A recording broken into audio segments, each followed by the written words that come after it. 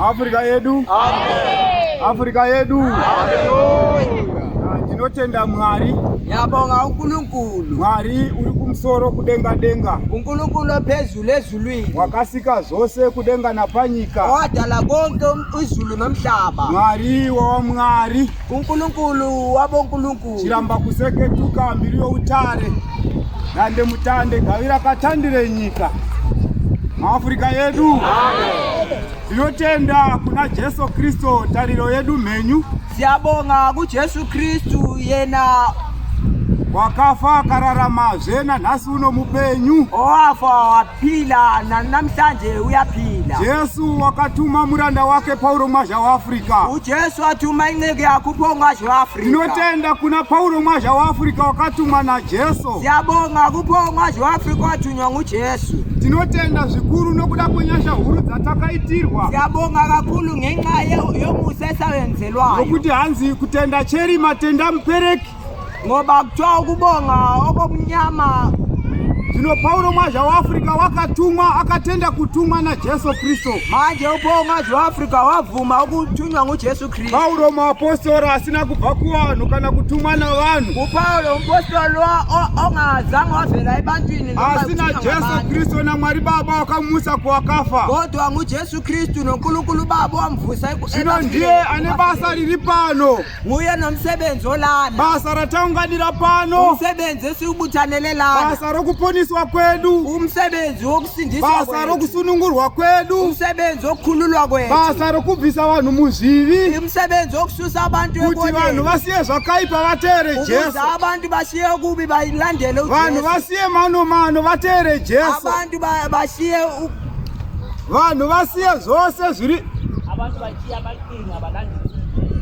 abantu bashiya amaqhinga balandele uJesu. Maafrika yedu. Amen. Ndiye Jesu.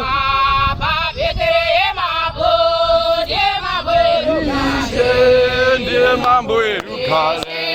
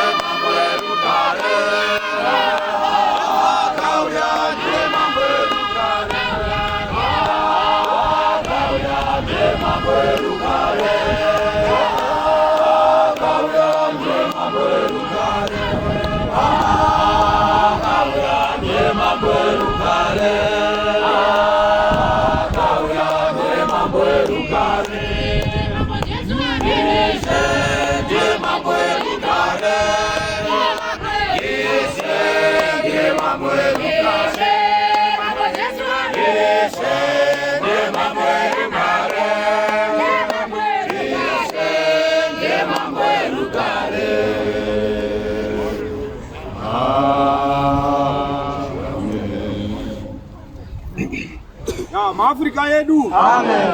Tinotenda zvikuru nokuda kwokuti rugare ruri muna Jesu Kristo. Siyabonga kakhulu ngoba inhlaniseko kuJesu Kristu.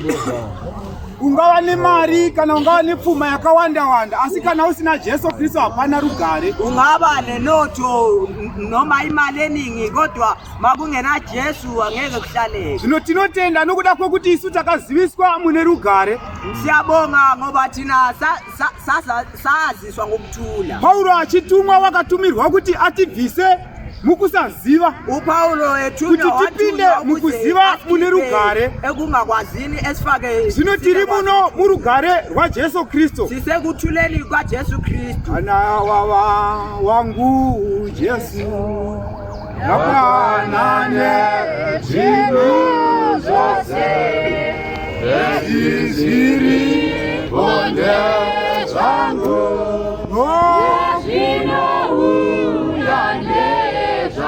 Afrika yedu. Amen. Unogona kunga usina kana mari. Yakwazi ukuthi ungena mali. Kana usina kana pokuvata. Ungenako lapho. Asi kana uina Jesu unechi.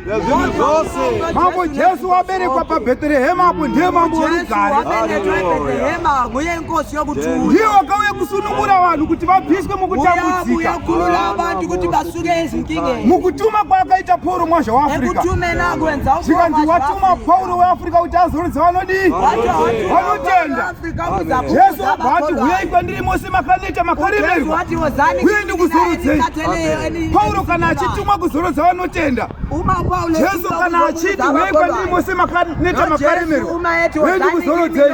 Zvona kuti Paulo naJesu chinhu chii? Nokuda kwokuti vari pabasa rimwe chete. Afrika yedu. Ndosaka makadaidzwa imini. Yiko nibiziwe nina. Afrika yedu. Asi nhamo iri pakuti regai kufara neizvozvo. Inkinga ikuti yekani kujabula ngalokho kuphela. Farai kuti masenyo akadi akanyorwa mubhuku youpenyu kuti amagama ena abhaliwe encwadini yokuphila. Regai kungofarira bedzi kuti tiri vapostori veAfrica, tiri muchechi ramachechi. Asi farai kuti masenyo akadi akanyorwa mubhuku youpenyu. Amagama ena abhaliwe encwadini yokuphila. Imi muri munyu wenyika.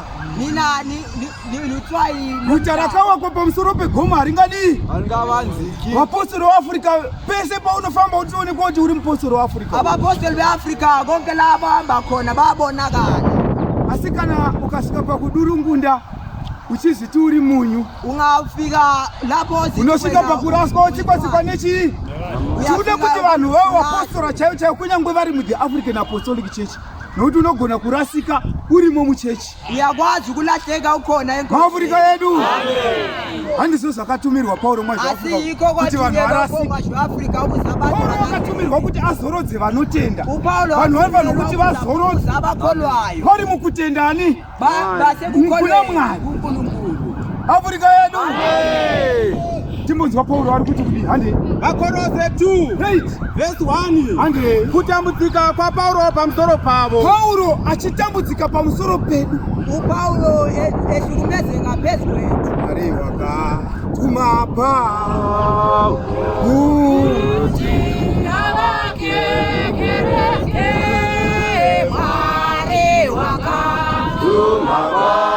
Kutambudzika kwa Paulo pamusoro pani. Paulo achitambudzika kuti iwewe uwe muvhangeri.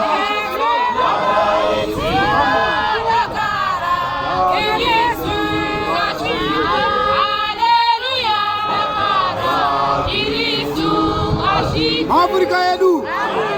Amen. Kutambudzika kwa Paulo pamusoro pako. Iwewe nhasi. Wena namhlanje. Vanhu vanofanirwa kuziva matambudzikiro akaita Paulo kusvikira izonzi church yeAfrican Apostolic Church. Kutambudzika kwa Paulo pamusoro Kutambudzika kwa Paulo phezu kwethu. kuti unzi mufundisi, kuti unzi bishop, kuti unzi muvhangeri.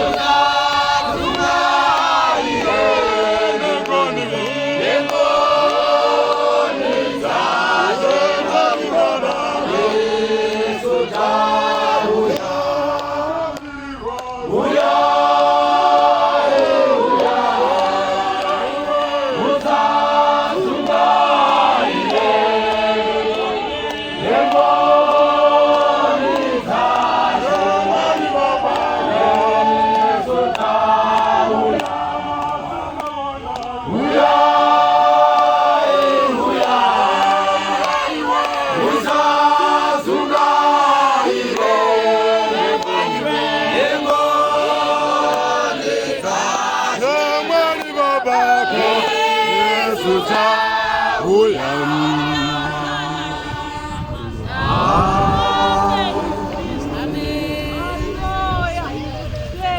Afrika yedu ndiyo chechi, ndiyo inkonzo lena. Vanhu regai kuita semunozungaidzwa naSatani kuita sekuti hamusi kuziva kuti kuchechi ndekupi.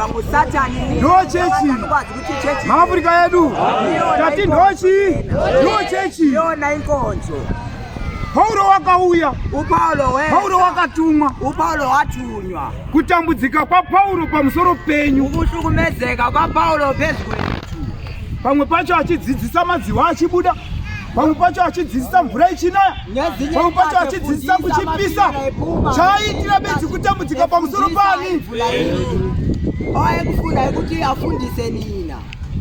Andi nokuti ndinoda kuti muzive kurwa kukuru kwandinako. Paulo anda kuti azive muzive kurwa kukuru kwainako pamusoro penyu navari paRodhikira nevose vari munomutembisa navose vasina kumboona vasati vatomboona Paulo mwazha waAfrika. Kuti mwoyo yavo isimbiswe, mwoyo yenyu ngaisimbiswe kunyange musina kumuona. Vasunganidzwe murudo, sunganidzwai murudo pakunamata. Vave nepfuma yose yekunzwisisa, pfuma yose yekunzwisisa kwakanaka zokunamata Mwari. Kuti vazive kwazvo chakavanzika chaMwari. Mese mubve maziva zvakavanzikwa zokunamata Mwari. Iye Kristu. Ni Kristu. Sorry. Tinotenda. Nokuti ndinoda kuti muzive kurwa kukuru kwandinako pamusoro penyu. Ndi Paulo. Paulo lona. Navari paRodhikira. Nevari pano patembisa. Avalana etembisa. Navose vasina mboona chiso changu. Vasati vatomboona Paulo panyama. Avangazake bebone uPaulo enyameni. Kuti mwoyo yavo isimbiswe. Chinodiwa kuti mwoyo yenyu isimbiswe. Ndefunakalayo kuti mwoyo yenu iqinise. Vasunganidzwe murudo. Chinodiwa kuti vanhu vasunganidzwe murudo. Nibochaniswe pakunamatani Mwari. Vave nepfuma yose yekunzwisisa kwakakwana. Pfuma yose yekunzwisisa kwakakwana kunyange usina mari. Asi kana uine pfuma yekunzwisisa zokunamata Mwari kwakakwana. OkaJehova uNkulunkulu. Kuti vazive kwazvo chakavanzika chaMwari iye Kristu. Mari pfuma yose yeuchenjeri nokuziva yakachengetwa. Zvose zvakachengetwa. Zvinoreva izvi kuti kurege kuva nomunhu unokurashai namashoko anonyengera. Yakulahla ngamazwi ancengayo. Chinja bhuku yako. maAfrika yedu. maAfrika yedu. Ndokutambudzika kwa Paulo mwazha wechi waAfrika. Kuti tiye pano nhasi patembisa. Sibelana namhlanje etembisa. Tichitaura kuti tiri vaapostoli vaAfrika. Sikhuluma ukuthi singabapostoli. Tisu chechi ramachechi. Zinkonzo zamakhosi. Guta rakawakwa pamusoro pegoma haringavanziki. Sayakwa pese pauri mupostora unoonekwa kuti uriwo kwaMwazha. Wonke lapho khona uyabonakala ukuthi ngwakwaMwazha. Asi chinodiwa kuti uite zvinoda Mwazha wacho. maAfrika yedu. Kuti ufambise zvinodani Paulo Mwazha waAfrika. Ufambise zvinoda Jesu Kristu. Uhambe njengokuthanda uJesu Kristu. Afrika yedu. Kwete kuva madzakutsaku kana kuva zvidhonzera shure. Nguva yehondo kune vainzi madissidents. Vakanga zviri zvidhonzera chii? Madzakutsaku. Ava vezidhonsela emuva. Vamwe vari bishi kuti vaende mberi kuti tirwise mabhunu anzvera. Asi vakanga vari bhizi. Umwe wacho ainzi Nyati. Wakasvika pakutengesa makomrade kusvika waparadzwa panyadzonya, wakaparadzwa patembwe, wakaparadzwa pachimoyo. Zvidhonzera shure ndo zviri kurambwa naPaulo Mwazha weAfrika. Ndosaka akazoti Africa forward, never backward. Afrika yedu. Afrika yedu. Isu tinotevera Paulo Mwazha wechi. Tinasiyalandela Paulo Mwazha waseAfrika. Mumvura, muzuva, kana papi na papi. Noma kupi. Paulo wakadi. Paulo Mwazha waAfrika utunyiwe. Hatibvi ipapo. Asisuki lapho. maAfrika yedu. Asika, munoona tsamba yabva kuverengwa iyi. Incwadi lebalwayo manje. Ndinotenda zvikuru kuti vanhu vese ngiyabonga kakhulu abantu makabata nokunzwisisa. Mukamira nemashoko echi emutumwa. Ngamazwi omthunya. Makabate mukanzwisisa saka muri pano. Mukamira nemashoko echi emutumwa. Afrika yedu. Asi chiitai muchiziva futi kuti kune mirayiro ine 10. Yenzani nisiyazi kuti kune mthetho 10. Itai muchiziva futi kuti kuna Paulo wakatumwa. Unogona kuichengetedza tsamba. Yes, it's okay, zvakanaka. Tsamba ngaichengetedzwe. Vanhu vanofana kuti vaibate vanzwisise. Vachichengeta mashoko emutumwa. Asikola amazi omtunya. Asi chiregawo kuba iwo uchiti uri kwetenda. Kodwa wena unganjonji usiti uyakola kuncwadi yemtunywa. Maafrika yedu. Amen. Tsamba tiri kutenda ndizvo zvachaizvo kuyo. Ndochiridi yedu yatiri kurwa nayo. Kuti vakomana hazviti mashoko ndemutumwa. Tichamira nemashoko emutumwa. Asi tichingoti pedzi. Kodwa masisuka lapho. Afrika yedu.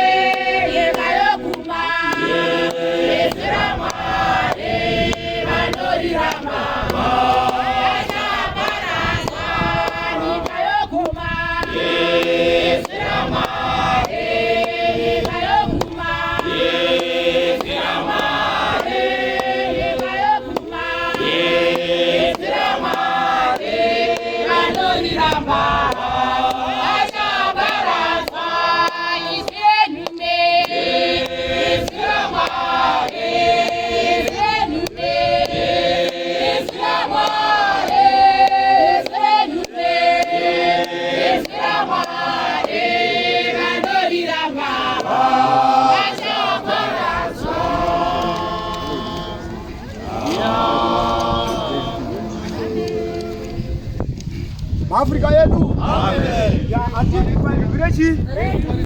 ati vipaizwirechi.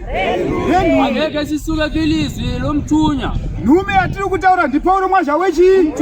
Afrika upomwa jose Afrika. Ati kunyangwe kukanaya. Noma kuneta. Kunyangwe kukapisa. Noma kuchisa. Ati vitaka chinjwa pamazwechi. Umutumwa Paulo mwaja wa Afrika. Tichabata nokufamba namashoko apaulo mwaja wa Afrika. Kubva mashoko akatanga kutaura. Tichitanga kuziva. Kusvika nazvino. Kufika manje. Tichabata kusvikira Jesu achidi. Achiuya. Afrika yedu. Ande shamwana. Marko 7, right. Verse 20. Ndikuda kutaura pamusoro. Andida ndagara ndichitaura pamusoro pekuti hatidi madzakutsaku. Ufuna ukhuluma phezu kwana abantu bavukela. Vanhu zvidhonzera shure. Lava vadhonzela emuva. Vane kunamata bedzi kungunamata kwekuti tiripo pachechi. Vanoonekera kuti kupela. Varipo pachechi noda kuti wasvika pachechi. Vati vasenkonzweni nendaba kuti vafikile enkonzweni. Zvinonzi zvikwakubhidhiri chitota chisina manhenga. Maafrika yedu. Munochiziva chitota? Yasiyazi chitota. Chisina manhenga chiyecha. Chinofamba benzi kana chavhundutsirwa nemunhu. Kana chanzwa matsimba emombe kana embudzi kufamba. Ndopa chinoti kwaku choti bhidhiri kwakadaro. Pachagara ndipapo. Achichafamba. Aisuki. Chinamato. Chichikwaku bhidhiri. Yaibizo ichikwaku bhidhiri.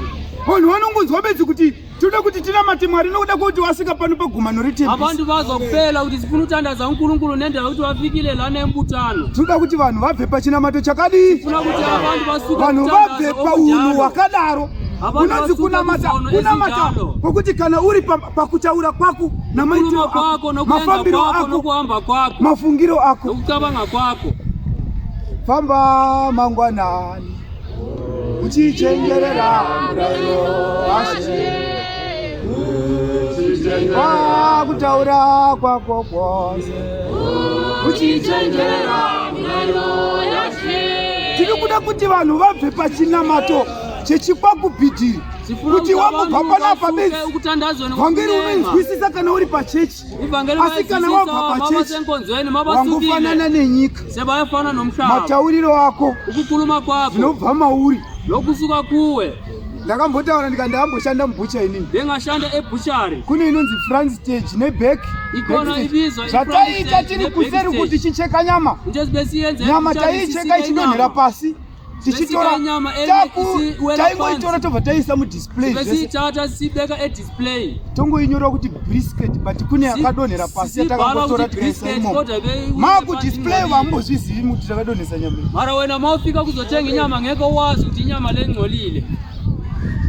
Chinamato chefront stage neback stage. Ukutandaza kwefront. Uri pano unenge uri mufundisi chaiso. Ulana uzoba mufundisi. Uchitaura zvokunamata Mwari chaiso. Usikhuluma kwakutandaza uNkulunkulu. Uri pano unenge uri muvhangeri chaiye. Ulana uzoba muvhangeri chaiye. Wandakataura kuti uvhangeri hwemazuva ano anonzi $4 for 20. Makhuluma nsiti avhangeri wamalanga lawa $4 for 20. Uri pano unenge uri muvhangeri chaiye. Ulana uzoba muvhangeri wamambela. Asi kana wabva pano uri busy kunyenga wakadzi wako. Noma mausuka lapha uzoba ubusy ukushela abafazi babantu. Kunyika unokuziva nokunyenga wakadzi wako. Mabasa paunoshandira chaipo. Unenge utori nemagirlfriend. Emsebenzini uzoba nama-girlfriend. Maunoshanda chaimu utozikana noti auyi. Lapho usebenzela khona bakwazi ngokushela abafazi. Egwiza adzina basa mazulu anondadzo ndebe. Injebe leza azina msebenzi noma adzina kana basa. Vari vanongodzichengeta vasingauyi kuchechi. Akona bagcina injebe bangaze enkonzweni. Kuchechi kubasa autonzi mupostori unonzi njebe. Emsebenzini ubiza injebe hayi umpostoli. Noda undibvudze ngozikanwa kwaziko vanhu vanongodzichengeta. Vayazi injebe. Ya fashion. Sekufashoni manje. Kana uchida wangoonekera munyika unosiyende ndebvudza kaka. Awufuna kubonakala emhlabeni ngoshinji. Uzigunde chiscope. But hausi mupostori. Kodwa ndozviri vamwe vanhu. Iko kubantu abanye vanhu. Chipostori chepanapa tiri panapa. Ispostori sokubonakala lana. Mupostori chaiso. Munobatsirwa mukaona moto. Makalana ngasizwa. Muchibatsirwa cheche muchibatsirwa panapa. Panapa muvhangeri wabatsira. Panapa mufundisi wadi. Wabatsira. Asi kana ari kubasa kwake ndinchebe. Makafika emsebenzini akusati umfundisi unchebe. Afrika yedu. Amen. Varume. Amadoda. Afrika yedu. Amen. Verengai timbonzwa. Marko 7 right verse 20. Jesu unotuka vaFarisi navanyori hande itsika dzavo. Jesu unokushaudha itupeta. Tsika dzenyu dzamunoita kunyepero kuvaapostoli. Ipapo akati zvinobuda mumunhu ndizvo zvinobuda mumunhu ndo zvinosvibisa munhu. Kukuma emuntwini iko kung'olisa umuntu. Afrika yedu. Zvinobuda mandiri. Loko kukuma kimi. Ndo zvinondisvibisa. Iko kung'olisayo. Muprofita zvinobuda mauri. Ndo zvinokusvibisa. Yende kung'olisayo. Nokuti mukati mumwoyo yavanhu munobuda mifungo yakaipa. Afrika. Munoziva kuti kune imwe nyika yandisati ndambosvika. Yausati wambosvika iwewe. Ungakafiki wena ungakalifiki. Munoona mamiriro andakaita uyabona ukuma kwami nale ndoda. Hazvifi zvakaita kuti azive zvandiri kufunga izvi. Angeke ayazi kuti ndikabangani lapha. Ende hazvifi zvakaita kuti ipapa paari ipapa. Akatarisa bhaibheri but pane zvaari kufunga. Lapha noma abheki ibhayibheri ubona lapha akucabangayo. Zvinobuda mumunhu mukati momunhu pakati ndo zvinomusvibisa izvi. Yende emng'olisayo. Ndamboerenga imwe tsamba kuna Judha naTamari. Judha waizikanwa ari mukuru panhau dzekunamata ani Mwari. Juda bamuwazi kuti umkhulu Tamari afirwa nomurume wake zonzi Samuel chimboenda akukumba kwako. Chimboenda ikumba kunyura kuti pano hapasina kacha achakugara nhaka shamwari. VEAFRICA yedu. Tamari akaenda hake. Juda akwenda achinoti anoweurisa chi wayuko. Juda siyolusa imvu. Tamari anzwa nezvaJudha kuti aruda kudodi kunoweurisa makwai. Akati ndoda kumbomutesa mudhara uyu. Chinamato chake ndimbochiona. Wati mfuna kuyomchesa lo muntu wakabva apfeka kupfeka kwechifeve. Wagoka kugoka kwechifeve. Akamira panzira. Wama igeleni. Juda wakati achiona Tamari wakachiwa. Akanzwa kuti Tamari wamkhawela. Mazuva anoti ichi ndo chinonzi chimoko. Juda achiona Tamari. Vakhuluma kanjalo. Akamutimba. uJuda wamshela lo mfazi. Tamari akanzwa kudawo hanzere. Tamari wamthanda. Wakawirirana wakadana zonzi. Already zvawandita sei. Nza ndikupa hangu rubatsuru iri chimbo. uJuda wati izokunikeza intonga yokubusa kuti ukubonisa kuti ngiyakutanda. Shoko robhara zouya uko rekazotosika zvekwaari iye. Ilizafika muroora wenyuko wakaita ufe wakaita wakatadza chaizvo. Uti umakoti wako waenza ufebe. Juda akati nuwa zviti. uJuda wati angeke kuyenzeke. Because iye wanga asingamuzivi. Bona vangamuwazi ngaleso sikhathi. Panguva yekutongwa zvikanzi ichi chakaitika akataura nawo dzakati sejaji vamuudza kuti kwenza kanani. Nditaurewo munhu wandakaita naye chife ufe regai ndikupe wakandipa rubatso. uTamari wati umuntu ngayenza naye ufebe wanginikeza intonga. Wakipa intonga yakaJuda. Ndiye wandakaita naye chi uyo ngayenza naye ufebe. Front stage ne back stage. Front stage ne back stage. Munoitonga sei muvhangeri? Uzojaja kanjani manjalo? Kana yakadaro munoitonga sei muvhangeri manzanga? Inonesa. Muvhangeri maka. Muvhangeri. Inotongeka. Vaprofita vatonginya. Ndichakubvunzira. VEAFRICA yedu. Amen. Kuna mate kwako.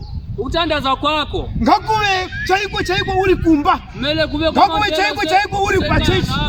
Ngakuve chaiko uri kubasa. Noma semsebenzini. VEAFRICA yedu. Ndozimwe zidhonzera shure izvozvo izvo. Ivo abantu abanye badhonzele kuti kana zvakuzoonekwa kuti murume uya wayani akazoanewa navari ukoko kuti le ndoda le nabantwana bale ngaphandle umpostolo wakamwasha. VEAFRICA yedu handichiko handi mire ndapota undapuwa nguwa diki handi nokuti mukati mumoyo yavanhu munabuda mifungo yakaipa noupombwe. Munhu unofunga kuita upombwe, nokuba, munhu anofunga kuba, nokuuraya, noufeve, noruchiva, nokuipa mhangu, nokunyengera kuti vanhu vasiye padzidziso yaPauro mwazha waAfrica kunyengera vanhu nouchere neziso rine godo VEAFRICA yedu nokutuka VEAFRICA yedu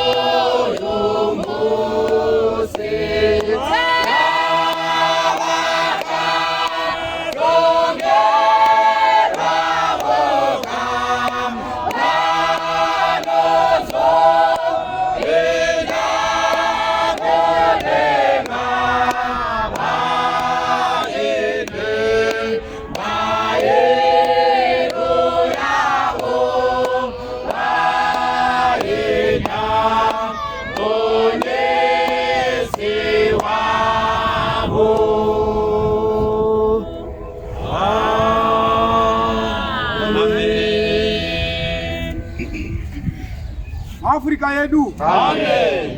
Rumbo rwandinoda kwazvo. Ikuro lolu nalitanda kakulu. Wandinoti ndikafunga nokurangarira ndinonyatso kunzwa kuti mancabanga ngokucabangisisa. Tinofanirwa kuti tinamate. Ngizwa kuti kumele atisati tafana.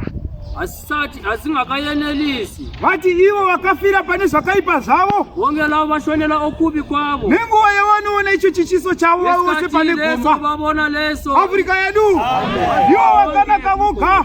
Vanotungwa vanodi vanopona noyu musi. Vodwa kupela vazosindiswa nalelo langa. Yavakatongerwa voga vanozopinda kudenga. Vaine mibayiro yavo. Vaine muponesi wavo Jesu. Afrika yedu. Kana vangeri ichiparidzwa dzidziso ichiparidzwa vamwe ma-DVD munawo mudzimba mutumwa achidzidzisa pamusoro pokuti vanhu vagare vakanaka mutumwa achidzidzisa pamusoro pokuti vanhu vagare vari pamberi paMwari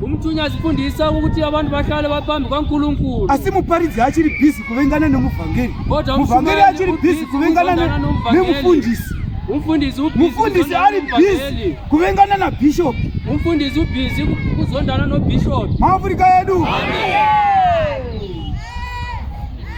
vati ivo vakafira pane zvakaipa zvavo vati bonge vashonela ukubi ngavadzoke vakaipa pakuipa kwavo vabuyele bonge ukubi kwavo Paulo achiparidza panguva yedu isikati setu Mharidzo yake huru ndeye pamusoro perudo nokunzwana kwavatendi Afrika yedu.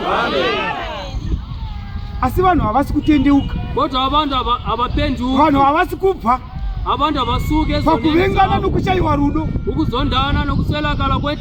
Afrika yedu. Kana kuti mufundisi anogona kuvenga muparidzi chaiye chaiye umfundisi angazonda noma mushumayeli Afrika yedu. Vanhu vachisvika kuita inonzi kumakana pachechi abantu vasiyenza into ibizwa imaka enkonzweni vanhu vachiita kunonzi kutukana kwakunamata Mwari vasitukana asi kana tazosvika panapa manje tobva lana sesi yakula siti konge konge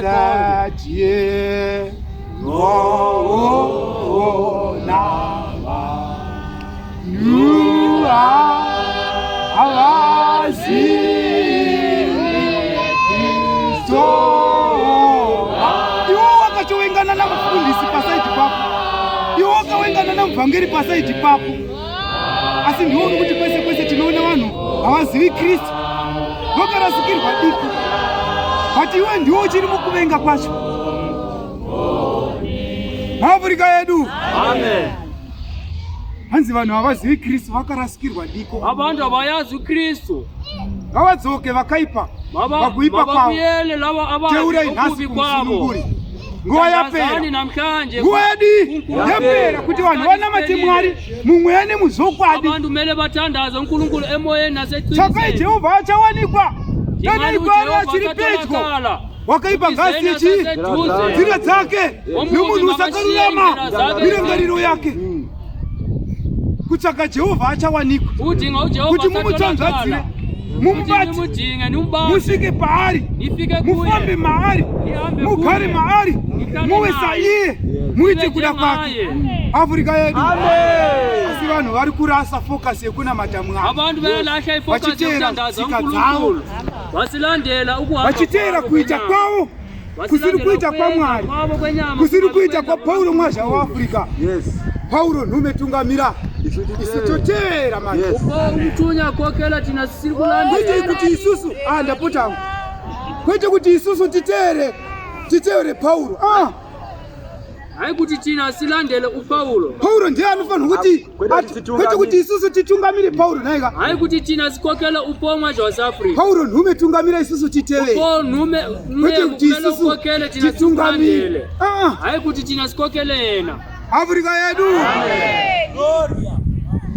Afrika yedu tinotenda Mwari kwazvo Mwari waPaulo mwazha waAfrica unkulunkulu watunipo mwazha wase Africa wakatibatsira wakatizivisawo nezvekutumwa kwaPaulo mwazha waAfrica nhasi tiri pano nokuda kwake namhlanje silana nenxaya yakhe dai isiri nhau yekutumwa todai tisiri pano wakuyindaba yokutunywa ngabe singekho lana vamwe tiri kumabhawa uku umwe naumwe andozvizira kuti dai ndisinganamati dai ndiri pokuti muAfrica yedu vamwe ndizozvisa kuti inini dai ndisinganamati dai ndichirwa zvokuti vegamuno ndizogutsikana kuti hai vana baba vari kurwa muAfrica yedu asi nhau yekutumwa kwaPauro mwazha waAfrica nhasi tiri pano tiri kutodiwa tiri kutoparidza namhlanje silana siyashumayela inhau yekutumwa kwaPauro mwazha wei waAfrica Africa yedu Mwari akombere kusemweda maraka